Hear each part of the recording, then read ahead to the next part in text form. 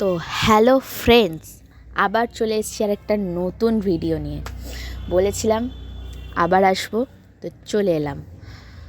তো আজকে আবার দেখাচ্ছি শিব মন্দিরের পরেই আর একটা ছোট্ট খুব দারুণ একটা পুজো প্যান্ডেল আছে, যেটা হলো লেক সেবক সংঘ।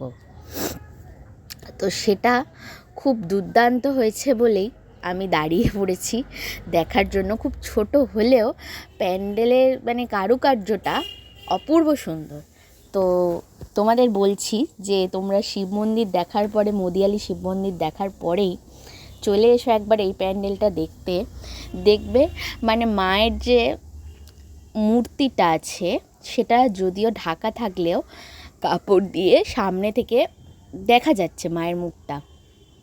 এতটাই সুন্দর না, মুখটা দেখলে মনটা খুব ভালো হয়ে যায়। তো সেই জন্য বলছি, সবাই শিব মন্দির দেখার পরেই লেক সেবক সংঘতে চলে এসো।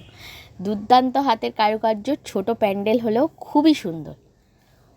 তো এই ছিল, দেখো খুব সুন্দর করে ডেকোরেশন করেছে, শোলা দিয়ে শোলা কেটে কেটে ডিজাইন বানিয়েছে, অপূর্ব সুন্দর।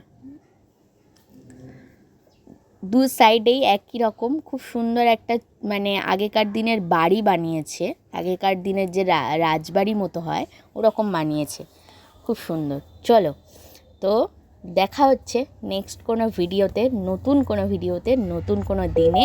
সবাই খুব ভালো থেকো, পুজো খুব ভালো কাটিও। আর এই বৃষ্টিতে যা হচ্ছে আর কি ভালো হবে। চলো, টাটা।